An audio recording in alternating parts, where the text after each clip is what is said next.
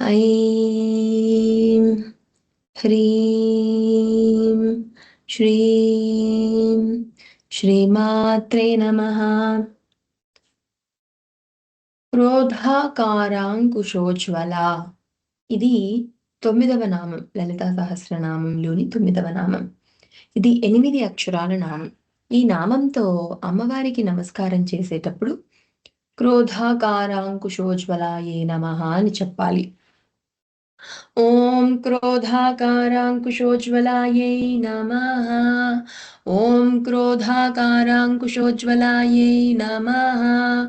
ఓం క్రోధాకారాంకుశోజ్వలాయై నమః. ఓం క్రోధాకారాంకుశోజ్వలాయై నమః. ఓం క్రోధాకారాంకుశోజ్వలాయై నమః. క్రోధ అంటే క్రోధమును, ఆకార అంటే స్వరూపముగా కలిగిన, అంకుశ అంటే అంకుశముతో, ఉజ్వల అంటే ప్రకాశించుచున్నది. క్రిందటి నామంలో 8వ నామంలో అమ్మవారు ధరించిన పాశమును గూర్చి చెప్పబడింది. ఈ 9వ నామంలో అమ్మవారు కుడి చేతితో ధరించిన ఆయుధం గురించి చెప్పబడుతుంది.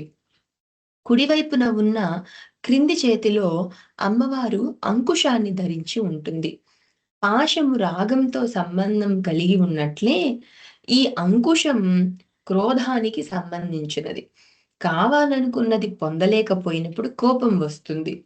క్రోధం కూడా కోపం లాంటిదే, కానీ కోప ప్రభావం తక్కువ కాలానికే పరిమితం.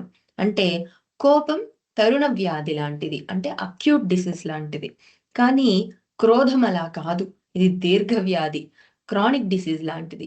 కొన్ని రోజుల వరకు కొనసాగబడి నిలువ ఉన్న కోపాన్ని క్రోధం అనవచ్చు. It's an integrated anger. అంటే ఇది నాగుపాము పగలాంటిదన్నమాట. అంకుశానికి బీజాక్షరం క్రోమ్ అని ఇంతకు పూర్వం చెప్పబడింది. దీని ఋణాత్మక లక్షణం క్రోధం, కానీ ధనాత్మక లక్షణం సాధన. తన క్రోధం తీరడం కోసం ఎంత వ్యయ ప్రయాసలను పెట్టుబడి పెడతారో అంత శక్తిని సద్వినియోగపరిచే సాధకునికి ఈ క్రోధ లక్షణం సాధనగా మారి ధ్యేయాన్ని చేరడానికి ఉపకరిస్తుంది.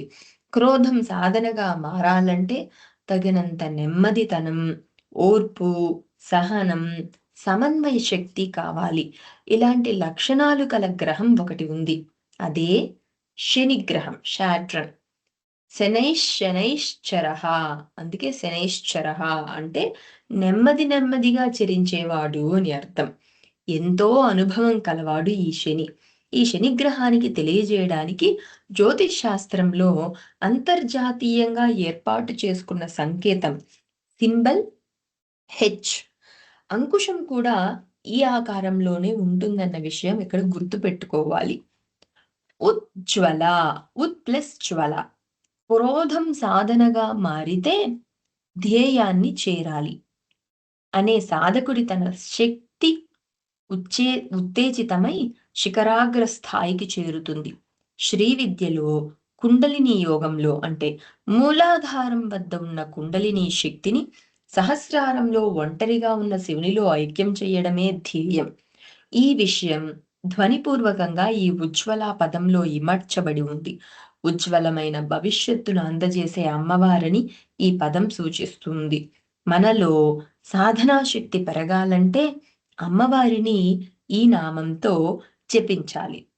క్రోధాకారాంకుశోజ్వలాయై నమః. సాధకులు మాత్రమే ఇలా చేయాలి. మొత్తం మీద ఈ నామానికి ఈ క్రింది అర్థాలు చెప్పుకోవచ్చు. క్రోధమును స్వరూపముగా గల అంకుశముతో ప్రకాశించుచున్న లలితామాత, క్రోధమును సాధనగా మార్చగలిగే సాధకునికి ఉజ్వల భవిష్యత్తును కలుగుచేయునది అని నామం. ఏతత్ సర్వం ఫలం శ్రీ సద్గురు చరణారవిందార్పణమస్తు.